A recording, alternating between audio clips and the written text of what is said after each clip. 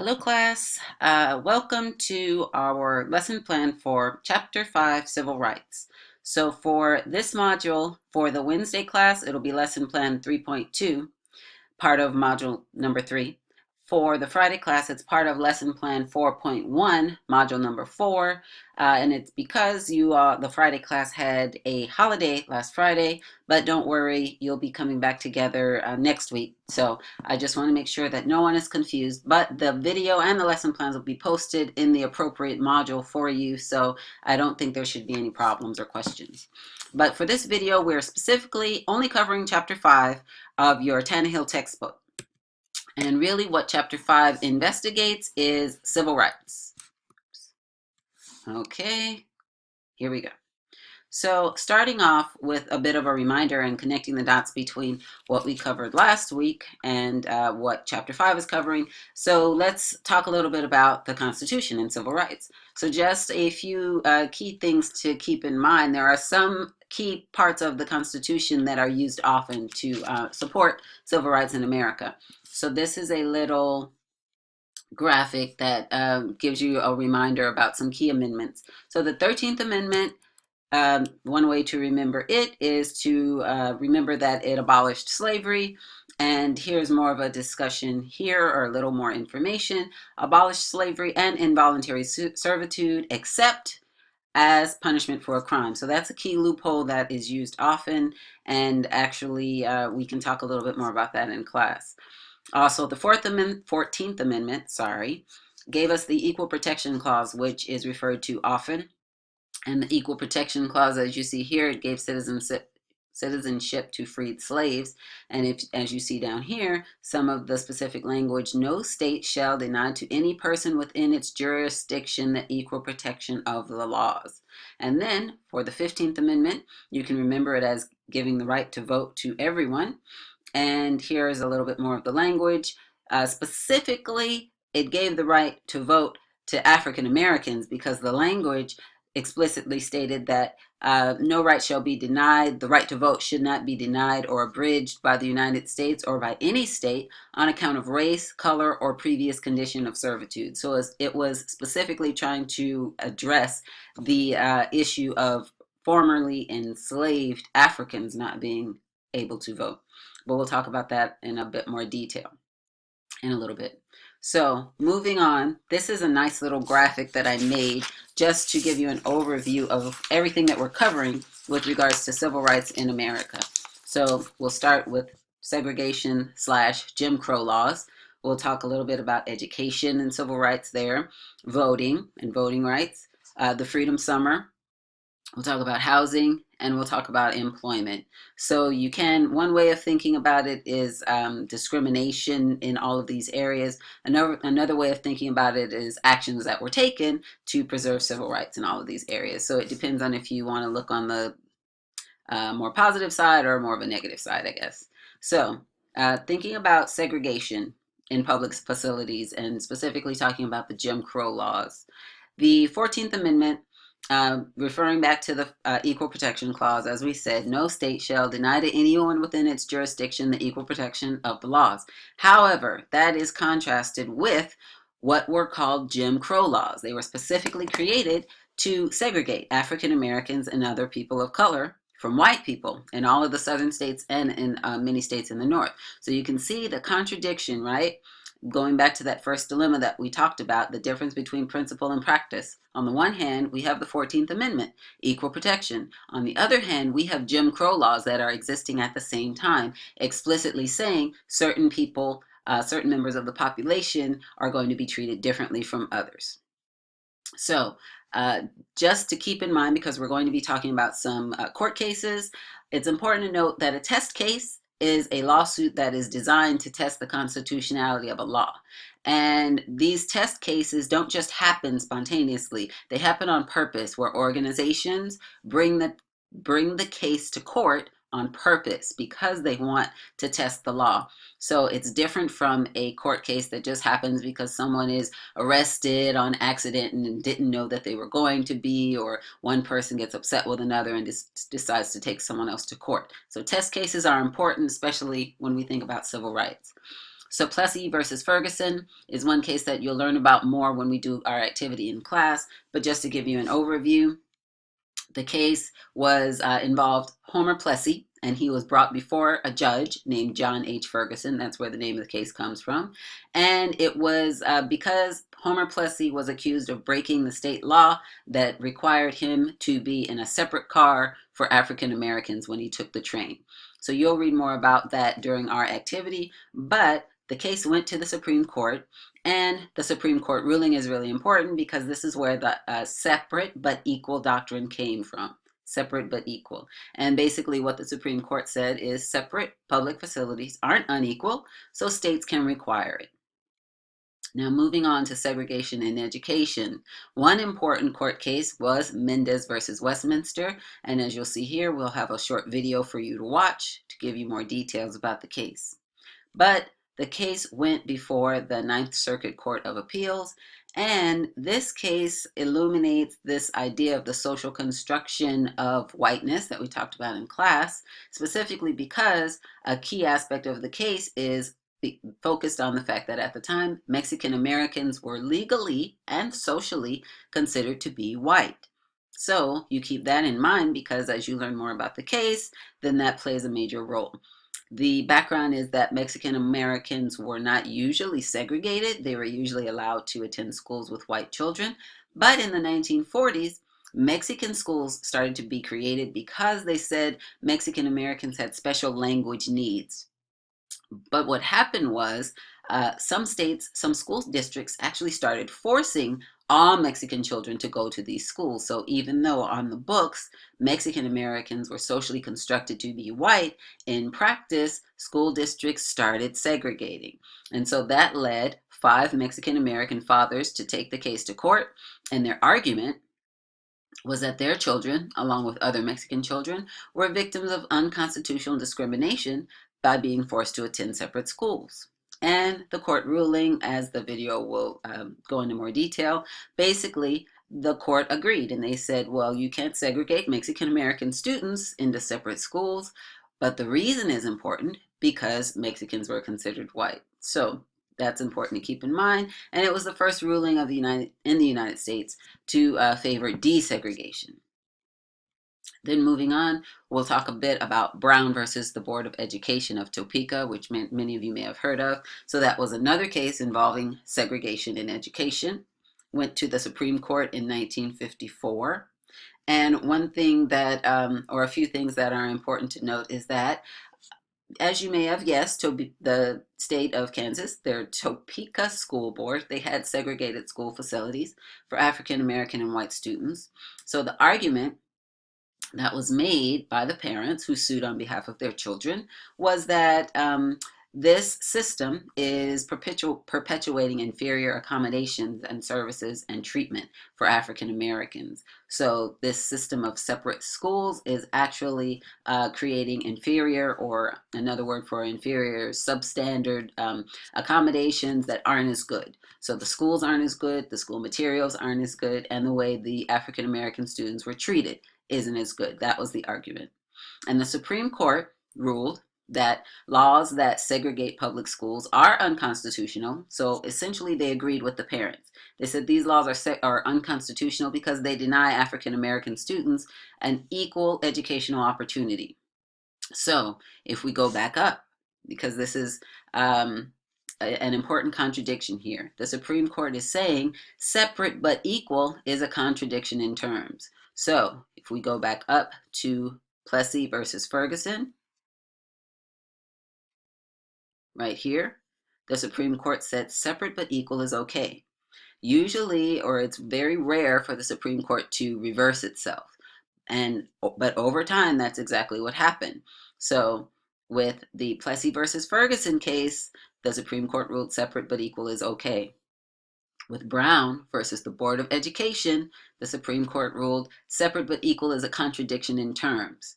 And racial segregation deems the minority facilities inferior, therefore it's unconstitutional. So very important. And so what the Supreme Court said was that the states have to desegregate, and they put it with all deliberate speed. Keep that in mind because even though it overturned the Plessy versus Ferguson verdict, what it did not address the problem between de jure versus de facto segregation. So the courts eliminated de jure segregation, which is legal segregation, but they did not eliminate de facto segregation.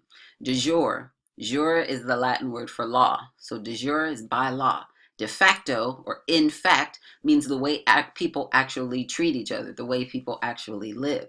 So going back up here, when the court said the states have to desegregate with all deliberate speed, that wasn't very specific, and it didn't really create any enforcement, so that even though the court said segregation is illegal, as we'll talk about in with Freedom Summer, it didn't actually create any way for the states to change, and it didn't have any way to enforce their ruling. So many of the states, what actually happened, in fact, de facto, many of the states kept their segregation policies. So here's a little visual just illustrating the two Supreme Court decisions.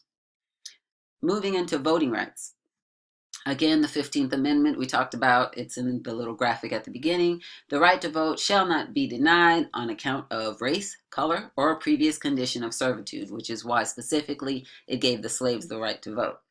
The 19th Amendment, similar language, it gave the right to vote to women because the language basically said it shall not be denied on account of sex. So, theoretically, African American men could vote even when white women could not, because the 15th Amendment came before the 19th Amendment. However, disenfranchisement measures kept African American men and women from actually being able to vote. So disenfranchisement is the state of being deprived of a right or a privilege, especially the right to vote. And what happened was, even though the 15th Amendment legally gave formerly enslaved Africans the right to vote, what many southern states did was they created these disenfranchisement measures, which we'll talk about here. So disenfranchisement measures, there were several of them that were created, and you'll need to know these. So there was the white primary, which basically prevented African Americans from participating in the democratic primary process. There were tests of understanding. There were literacy tests. There was a poll tax, which meant individuals had to be able to pay to be able to vote. And then there was a grandfather clause, which was really important. And basically it said if your grandfather was eligible to vote, then you're exempt. So basically, even if you can't meet any of these other measures, if your grandfather could vote, then you can still vote. And so you don't have to worry about any tests of understanding or any literacy test or any poll tax. So basically, many poor whites were able to vote because of this grandfather clause. So it allowed white voters to get around the requirements, and all of these were used to discourage and disqualify African American voters. So two key acts, the 1964 Civil Rights Act basically outlawed discrimination. Again, putting it on the book, saying that discrimination in any public facility is illegal, also meaning segregation is illegal across the board. Then the 1965 Voting Rights Act made it illegal for state and local governments to enact any of these disenfranchisement measures. So it made all of them illegal, so they cannot enact or enforce election rules that diminish racial and ethnic minority voting power. So that was the language used. But remember, I mentioned that just because the segregation was illegal de jure, which means the law says it's illegal, in fact, segregation was still very much in effect in many of the southern states, in all of the southern states and many of the northern states. So we have a video that we'll watch in class that is educating us a little bit more about Freedom Summer. And what that was a volunteer campaign with the purpose of registering as many African American voters as possible in Mississippi. So keep in mind, if these voter disenfranchisement measures were taken away and now it's legal, all African Americans are supposed to be able to vote. Why aren't they voting? Mississippi had very, very low rates of voter registration, and they had actually excluded most African Americans from voting because they created these barriers, and they even had it in their state constitution. They had Jim Crow laws basically saying that African Americans could still be disenfranchised. So Freedom Summer was organized to actually bring people down to Mississippi and register voters and say, since this is our right, we want to be able to exercise our right and we want to be able to vote. So again, there's a difference between de jure voting being legal on the books and de facto voting being legal in reality and people being able to vote in reality. Freedom Summer, good to know that it was organized by the Student Nonviolent Coordinating Committee. You may have heard of SNCC, and that's what it stands for. So they organized it and they relied on thousands of volunteers. Many, many volunteers came when they heard about this opportunity to help register voters. They recruited on college campuses, and thousands of volunteers were African American from all over the United States, and over 1,000 volunteers were also from the North, and many of those were over 90% white, and many of them were Jewish. So there was support across the country for kind of going down, even though in the video you'll see they acknowledge that it was risky and it was dangerous. Volunteers, in addition to the college students, there were various professionals who volunteered, including doctors, nurses, etc. And there were volunteer lawyers because remember, people had to be prepared to be arrested and have be put in jail, maybe have charges thrown at them. And so volunteer lawyers were really important because they were prepared to help everyone deal with their legal issues. So violence was a big part of Freedom Summer, not on the part of the volunteers, but they had to be prepared to endure violence, and they knew that it would happen, and it did. So there were drive-by shootings of volunteers and host families. People would drive by and shoot at them to scare the volunteers away and also to intimidate the people who lived in Mississippi. Molotov cocktails, which are kind of a homemade bomb, they were thrown at the homes of people who were thought to be hosting the volunteers from out of town. And the police worked with such organizations as the White Citizens Council and the Ku Klux Klan so that they could use arrests and arson, beatings, and there were also murders. At least 4 of the volunteers are known to have been murdered, and then other forms of intimidation and harassment to make the volunteers afraid and hopefully send them back to where they came from and keep the residents of Mississippi afraid to prevent them from registering to vote. So here's a link to the video. It'll also be in your module if you want to review the whole video in its entirety. We'll talk about your Take Action Chapter 5 because it fits here, where you are supposed to interview an African American who is younger, under 30 or under 40, and then one African American who is over 40. So we'll have a chance to discuss what you found, what stood out for you in class. So then moving on, civil rights and housing. So one tool that was used to discriminate a lot was what we call racially restrictive covenants. And these were private deeds that meant property owners could say, I will only sell to you if you promise that you will not sell to an African American or another minority. So white property owners used it to keep their property among other white in the hands of white people only, and they tried to use this as a legal document to say that you cannot by law sell this home to a person of color ever. And so again, if you think about the fact that the Fair Housing Act was passed in 1968 and that prohibited discrimination, we had the Civil Rights Act that was already passed prohibiting discrimination. Fair Housing Act prohibited discrimination in all transaction involving realtors. But keep in mind the difference between de jure versus de facto discrimination.